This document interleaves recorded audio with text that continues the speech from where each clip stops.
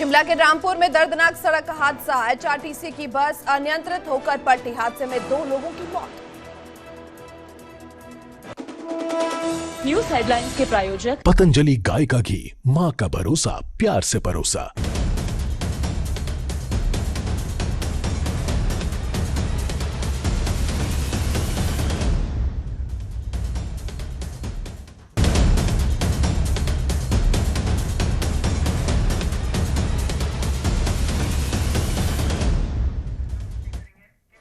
News 18 Punjab, Haryana, Himachal देख रहे तमाम दर्शकों का मैं अनामिका बहुत बहुत स्वागत करती हूं। बुलेटिन का आगाज करेंगे अहम खबर के साथ, जहां नगर परिषद कादियों के अध्यक्ष पद का चुनाव जंग का अखाड़ा बन गया है। आम आदमी पार्टी और कांग्रेस के एमसीज के बीच लड़ाई छिड़ गई है। नगर परिषद पहुंचने से पहले ही कांग्रेस एमसीज पर रास्ते में अज्ञात लोगों की ओर से हमला कर दिया गया। 3 एमसीज अभी तक लापता हो गए हैं। तो ऐसे में आपको बता दें कि जोरदार हंगामा इस दौरान हुआ है, जहां नगर परिषद पहुंचने से पहले कांग्रेस एमसीज पर रास्ते में अज्ञात लोगों की ओर से हमला किया गया। माहौल काफी हद तक तनावपूर्ण और गर्माता हुआ नजर जा रहा है और आम आदमी पार्टी और कांग्रेस के बीच में ये झड़प हुई है। तो बता दें कि नगर परिषद कादियों के अध्यक्ष पद का चुनाव जंग का अखाड़ा बन गया। तो गुरदासपुर में आम आदमी पार्टी और कांग्रेस कार्यकर्ताओं में झड़प हुई है। गुरदासपुर में आम आदमी पार्टी और कांग्रेस कार्यकर्ताओं में झड़प हुई है। माहौल काफी हद तक गर्माता हुआ नजर आया, तनावपूर्ण होते नजर आ रहे हैं, जहां गुरदासपुर से ये तस्वीर आम आदमी पार्टी और कांग्रेस कार्यकर्ताओं के बीच में झड़प का मामला सामने आया है। गुरदासपुर से ये मामला देखने को मिल रहा है। तो एक बार फिर से आपको बता दें कि जहां आम आदमी पार्टी और कांग्रेस आमो सामने हो चुके हैं, उनके कार्यकर्ता सामने हो चुके हैं, झड़प का मामला ये देखने को मिल रहा है। तो चुनावी जंग के बीच ये तस्वीर सामने आई है। अखाड़ा जो ये बनता नजर आ रहा है अध्यक्ष पद का, नगर परिषद कादियों के अध्यक्ष पद का चुनाव जंग का अखाड़ा बन गया है और आम आदमी पार्टी और कांग्रेस के एमसीज के बीच लड़ाई हुई है। तो ये तस्वीरें भी सामने आई है, जहां पे एक्सक्लूसिव तस्वीरें देखने को मिल रही है। आम आदमी पार्टी और कांग्रेस के बीच की ये झड़प की तस्वीरें, कार्यकर्ताएं एक दूसरे से बहसते हुए और इसी बीच पुलिस जो माहौल सुलझाती हुई कहीं ना कहीं नजर आ रही है। पर ये एक्सक्लूसिव तस्वीरें आप देख पा रहे हो आम आदमी पार्टी और कांग्रेस के बीच के झड़प की, और यहीं और तस्वीरों में भी देखा जा सकता है कि सामने आ रही है, जहां माहौल काफी हद तक गरमाया हुआ है। तो गुरदासपुर में आम आदमी पार्टी और कांग्रेस कार्यकर्ताओं के बीच की झड़प देखने को मिल रही है। बात करते हैं, हमारे संवाददाता बिशंबर बिट्टू हमारे साथ जुड़ चुके हैं। बिशंबर, क्या कुछ पूरा मामला अब तक क्या कुछ देखने को मिल रहा है? मसला ये हुआ कि यहाँ कादियां में नगर कौशल प्रधान की चोन थी। वहाँ प्रताप सिंह बाजा जो विरोध करके नेता है, उन्होंने अपने घर में 8 बंदों की परेड कराई थी। ये बंदे मेरे साथ था और हमारा नगर कौशल का प्रताप बना चाहिए। इसी बीच जब वो बंदे नगर कौशल में वोट पाने के लिए आए तो उनको दूसरे पुलिस वालों ने दूसरे बंदे ने उठा लिया। उनका कहना था भी इनके ऊपर क्रिमिनल का मामला दर्जा, जब क्रिमिनल का अगर मामला दर्जा, उनको कोर्ट के ओर से परमिशन मिली थी वोट डालने की, लेकिन उनको वोट नहीं डालने दिया गया और वहाँ से उठा के ले गए।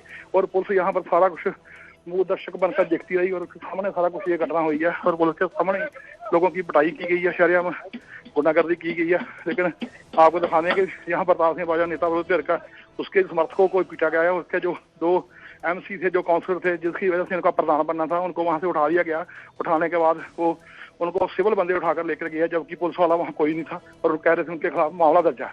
और ये गुंडागर्दी की बोलती तस्वीर यहाँ कादियां में सामने देखने को मिली है। जी, तो ऐसे में क्या कुछ बयान जो सामने आया अभी तक तस्वीरों में देखा जा सकता है, काफी माहौल नजर आ रहा है गर्म? जी बिल्कुल बिल्कुल प्रताप बाजा का यही कहना है कि हमारे गुंडागर्दी का नंगा नाच हुआ और हमारे बंदों को पीटा गया और जबरदस्ती कौशल पर कब्जा किया। इसी बीच कोई आम आदमी पार्टी का बयान देखने को मिला बिशंबर?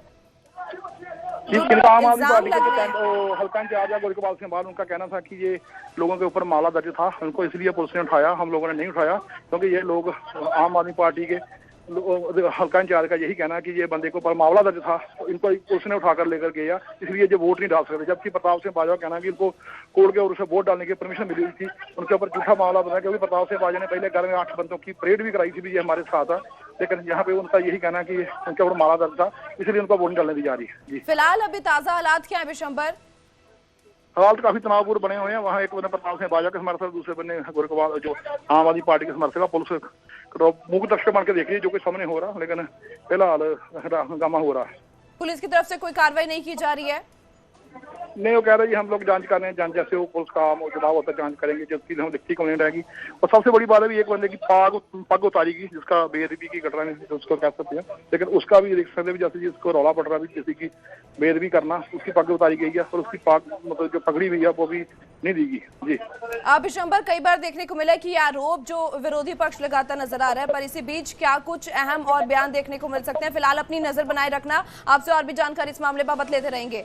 तो एक बार फिर से आपको बता दें कि एक्सक्लूसिव तस्वीरें सामने आई है जहां आम आदमी पार्टी और कांग्रेस वर्करों के बीच में झड़प हुई है और इल्जाम जो आम आदमी पार्टी पर लगाए जा रहे हैं विपक्ष की ओर से। तो एक तरफ से ये तस्वीरें देखने को मिली है जहां देखा जा सकता है कि दो तस्वीरें जो सामने आ रही है पुलिस की ओर से कहीं ना कहीं माहौल जो शांत करवाया जा रहा है, पर एक तरफ तस्वीरें जहां दो ये धीर आपस में लड़ते हुए झड़पते हुए नजर आ रहे हैं। सो आम आदमी पार्टी और कांग्रेस वर्करों के बीच की ये झड़प है, इल्जाम लगाए जा रहे हैं कांग्रेस की ओर से धक्का मुक्की के, तो और तस्वीरें भी ये सामने आ रही है। सो आम आदमी पार्टी और कांग्रेस वर्करों के बीच की झड़प की तस्वीरें आप देख पा रहे हो इस वक्त। सो एक्सक्लूसिव तस्वीरें ये सामने आई है, सो धक्का मुक्की की ये हंगामे की तस्वीरें सामने आ रही है। सो नगर परिषद कादियों के अध्यक्ष पद का चुनाव जंग जो ये अखाड़ा बन गया है और उसी बीच ये माहौल काफी हद तक गर्माता हुआ नजर आ रहा है। इल्जाम आरोप लगाए जा रहे हैं, हालांकि एक तरफ ये भी कहा जा रहा है पुलिस पर भी इल्जाम लगे हैं कि कोई जो माहौल शांत नहीं करवाया जा रहा, बीच में खड़ी है, पर कहीं तस्वीरें ये बयान कर रही है कि माहौल काफी हद तक अभी भी तनावपूर्ण है, गर्माता हुआ नजर आ रहा है। सो गुरदासपुर कादियों की ये तस्वीर जहां आम आदमी पार्टी और कांग्रेस के एमसीज के बीच लड़ाई ये छिड़ गई है। नगर परिषद पहुंचने से पहले ही कांग्रेस एमसीज पर रास्ते में अज्ञात लोगों की ओर से हमला कर दिया गया, ये इल्जाम लगाए जा रहे हैं।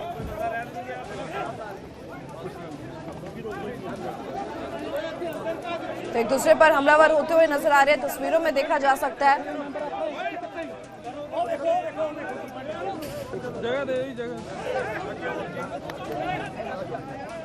ਬੜੀਆਂ ਅਸੀਂ ਐਲੈਬੋਰੇਟ ਅਰੇਂਜਮੈਂਟਸ ਜਿਹੜੀਆਂ ਹੈਗੀਆਂ ਇਹ ਸਾਰੇ ਜ਼ਿਲ੍ਹੇ ਦੇ ਵਿੱਚ ਡਿਪਟੀ ਕਮਿਸ਼ਨਰਸ ਇਸੇ ਤਰ੍ਹਾਂ ਮੀਟਿੰਗਾਂ ਕਰਕੇ ਹੈਲਪਲਾਈਨ ਨੰਬਰ ਜਾਰੀ ਕਰਨਗੇ, ਪ੍ਰਾਈਵੇਟ ਹਸਪਤਾਲਾਂ ਦੇ ਨੰਬਰ ਜਾਰੀ ਕਰਨਗੇ ਔਰ ਪੂਰੀ ਜਾਣਕਾਰੀ ਦੇਣਗੇ। ਇਹ ਅੱਜ ਅਸੀਂ ਇੱਥੋਂ ਪਟਿਆਲੇ ਤੋਂ ਸ਼ੁਰੂਆਤ ਕਰਤੀ ਹੈ, ਮੈਂ ਸਾਰੀਆਂ ਮੇਰੀਆਂ ਇੰਸਟਰਕਸ਼ਨਸ ਚੱਲੀਆਂ ਗਈਆਂ ਹੈਗੀਆਂ।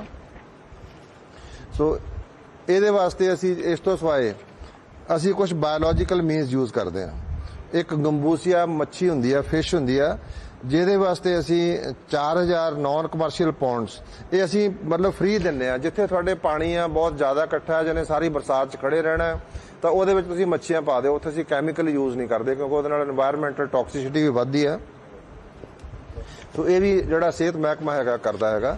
ਸੋ ਅਸੀਂ ਉਹਦੀ ਰੋਕਥਾਮ ਤੋਂ ਲੈ ਕੇ ਅਸੀਂ ਨਵਾਂ ਕੰਮ ਇਹ ਕੀਤਾ ਕਿ ਇੱਕ ਤਾਂ ਸਾਰੇ ਡਿਪਾਰਟਮੈਂਟਸ ਦੀ ਕੋਆਰਡੀਨੇਸ਼ਨ ਕੀਤੀ ਆ, ਅਸੀਂ ਮਿਲ ਕੇ ਸਾਰੇ ਜਣੇ ਸਾਰੇ ਡਿਪਾਰਟਮੈਂਟ ਸਰਕਾਰ ਦੇ ਇਕੱਠੇ ਹੋ ਕੇ ਕੰਮ ਕਰਦੇ ਆ।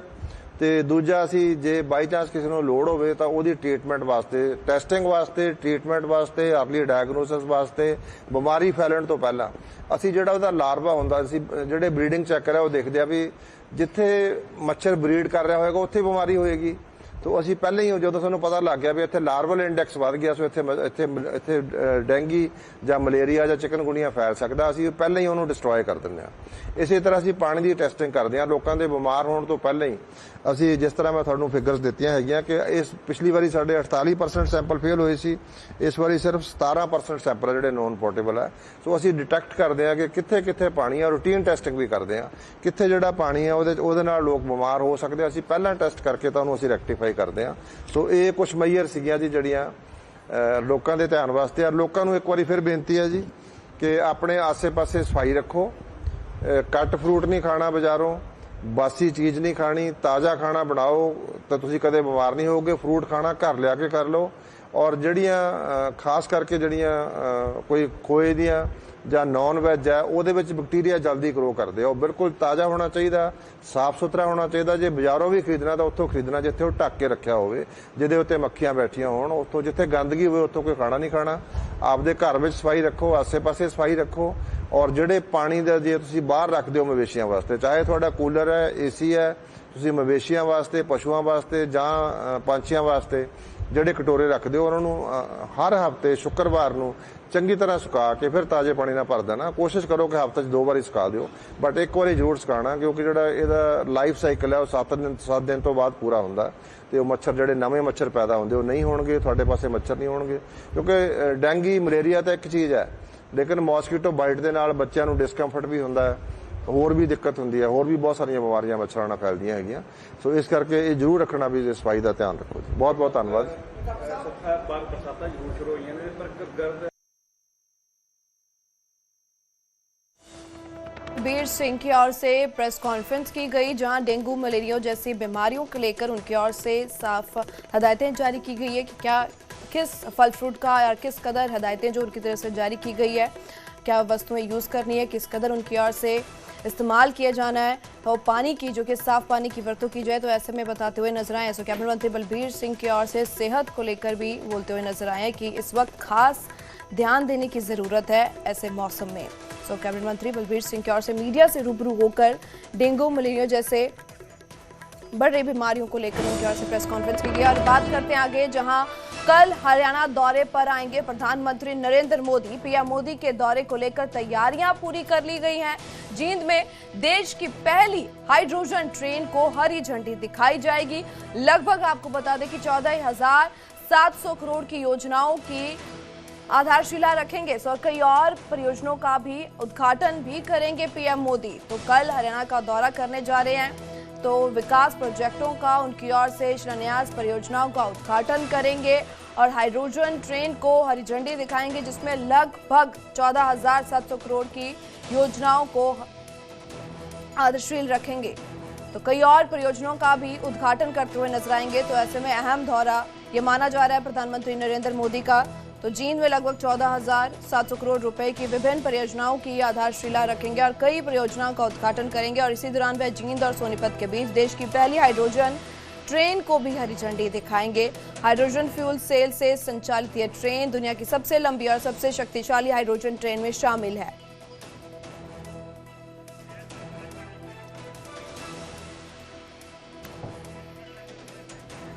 बात करते हैं, हमारे संवाददाता वीरेंद्र हमारे साथ जुड़ चुके हैं। वीरेंद्र, ऐसे में कई विकास प्रोजेक्ट्स का शिलान्यास किया जाएगा, अहम दौरा प्रधानमंत्री का ये माना जा रहा है, और क्या कुछ जानकारी?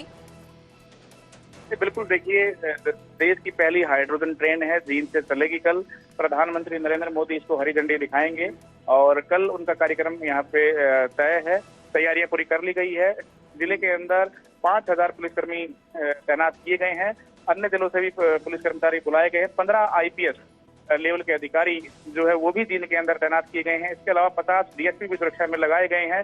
पूरे शहर को जो है सील कर दिया गया है, किले में तब्दील कर दिया गया है। प्रोटोकॉल है प्रधानमंत्री के दौरे को लेकर। और पहली हाइड्रोजन ट्रेन, 10 इसमें कोच होंगे और 2600 सवारियों के बैठने की इसमें व्यवस्था की गई है। ये ट्रेन जींद से सोनीपत हर रोज चलेगी। एक साइड का 89 किलोमीटर यानी 89 किलोमीटर एक तरफ का सफर तय करेगी और 2 बार ये चलाई जाएगी।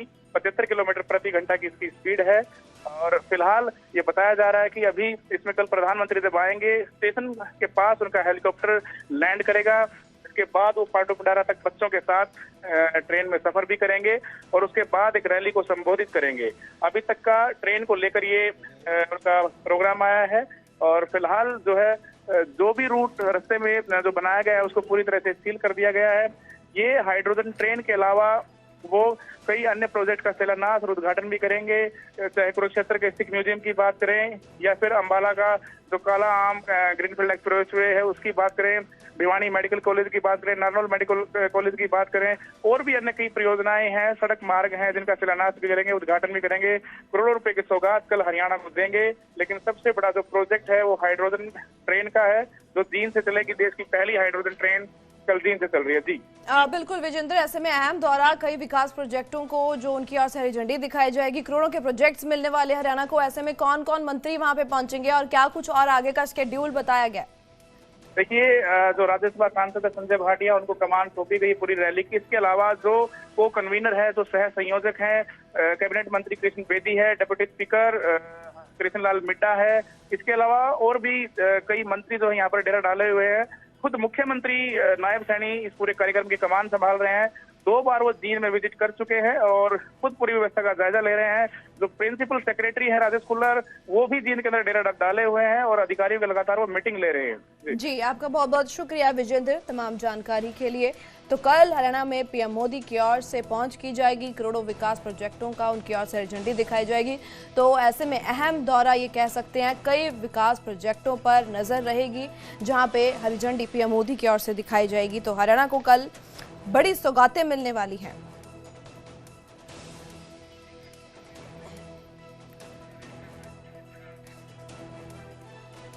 उधर जींद से सोनीपत रेलवे लाइन पर देश की पहली हाइड्रोजन ट्रेन के ऐतिहासिक शुभारंभ से पहले आज गोहाना रेलवे जंक्शन पर स्वच्छता अभियान चलाया गया। गोहाना रेलवे स्टेशन पर स्वच्छता अभियान के तहत हरियाणा के पर्यटन मंत्री डॉक्टर अरविंद शर्मा ने खुद झाड़ू लगाकर रेलवे स्टेशन की सफाई की और कहा कि हरियाणा के मुख्यमंत्री नायब सिंह सैनी ने पंचकुला से स्वच्छता अभियान को शुरुआत की थी और सभी स्वच्छता अभियान में लगे हुए हैं।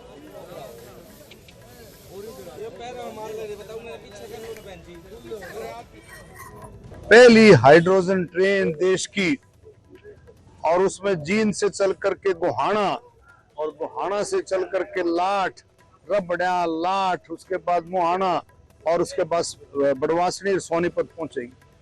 तो ये फक्र की बात है गोहाना वासियों के लिए भी कि गोहाना भी जींद के साथ साथ सोनीपत के साथ साथ, क्योंकि ये सारे का सारा इलाका सोनीपत लोकसभा का इलाका है, इनके साथ साथ गोहाना भी देश के नक्शे पर आएगा कि भाई हाइड्रोजन ट्रेन गोहाना भी होकर के जाएगी। ये मात्र 5 रुपए से किराया शुरू होगा और अगर हम देखें पूरे कंप्लीट उसकी सफर की जींद से लेकर के सोनीपत तक मात्र 25 रुपए में आप उसमें सफर कर सकते हैं। आगे बढ़ते हुए बात करते हैं जहां हिमाचल सरकार की ओर से अब पंजाब से बकाया पैसा मांगा गया है। पानी के बदले पहले बकाया पैसा देने की मांग की गई है। हिमाचल के मुख्यमंत्री सुखविंदर सुक्खू का ये बड़ा बयान सामने आया है कि पानी चाहिए तो पहले बकाया पैसा दे पंजाब। सो पंजाब सरकार एससी में सहमति का हल्फनामा दाखिल करे। बीबीएमबी के पास हिमाचल का 15 साल का बकाया पेंडिंग है। तो ऐसे में बड़ा बयान दिया गया है हिमाचल के मुख्यमंत्री सुखविंदर सुक्खू की ओर से कि पानी चाहिए तो पहले बकाया जो पैसा दिया जाए। तो बीबीएमबी के पास हिमाचल का 15 साल का बकाया पेंडिंग है, ये कहा गया हिमाचल के लिए। सो पानी के लिए हिमाचल की ओर से ये मांग की गई है कि बकाया पहले जारी किया जाए। पंजाब सरकार से ये मांग उठाई गई है। तो पंजाब सरकार सुप्रीम कोर्ट में सहमति का हल्फनामा दाखिल करे, तो ये कहा गया है। तो ऐसे में ये बड़ा बयान उनका सामने आया है जहां पे उनकी ओर से ये साफ कहा गया है कि अगर पानी चाहिए तो पहले बकाया पैसा दिया जाए।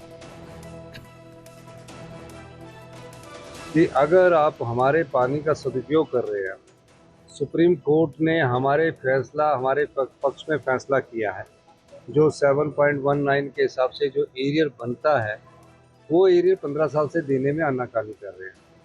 तो अगर पानी चाहिए तो हमारे एरियर के लिए सुप्रीम कोर्ट में एफिडेविट फाइल करें कि हमें कोई इतराज़ नहीं है, तो हम उनके लिए तैयार हैं। ये हमारे हिमाचल के लोगों के अधिकार की बात है। आगे बढ़ते हैं और खबर गुरुग्राम से जहां कॉन्ट्रैक्टर से फिरौती मांगी गई है। फिरौती मांगने के लिए 10 से 20 गाड़ियां आरोपी वहां पे पहुंचे हैं। कंस्ट्रक्शन साइट पर पहुंचकर कॉन्ट्रैक्टर को धमकाया गया, काम जारी रखने के बदले फिरौती देने का कहा गया और आरोपियों के कौशल चौधरी गैंग से साथ जुड़े होने का दावा किया गया। सो पीड़ित ठेकेदार की ओर से अब पुलिस को शिकायत दी गई है।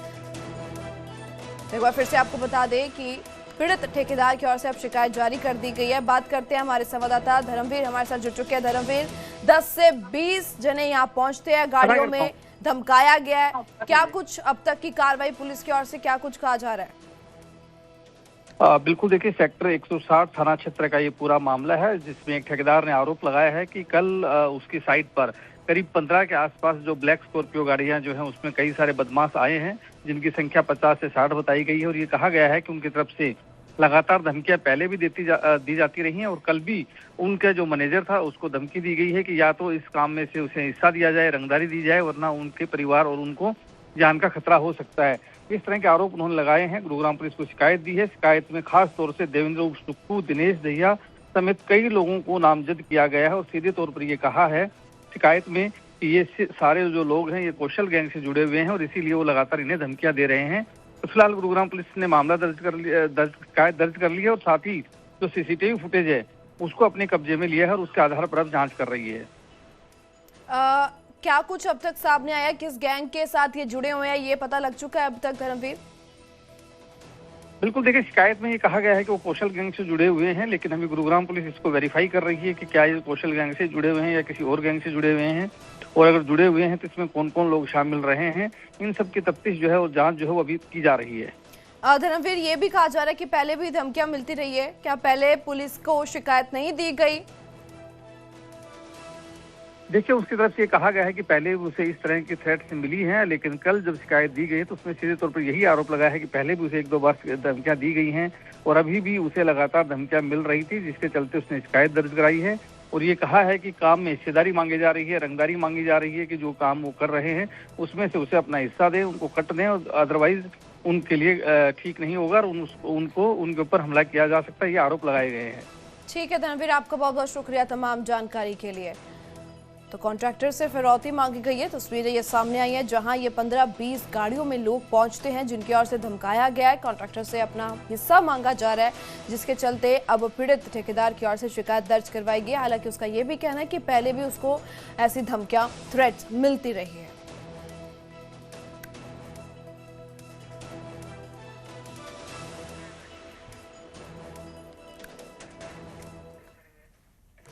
आगे बढ़ते हुए बात करते हैं जहां हरिद्वार में हरियाणा के टूरिस्टों के साथ मारपीट की गई है। लोगों ने हरियाणा के टूरिस्टों के कपड़े फाड़े हैं।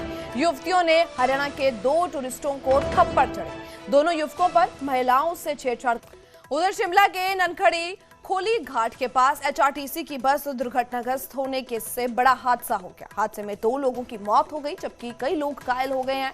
बताया जा रहा है कि बस में 22 यात्री सवार थे। वहीं प्रशासन की ओर से मृतकों के परिजनों के लिए 20,000 रुपए की फौरी राहत भी जारी कर दी गई है।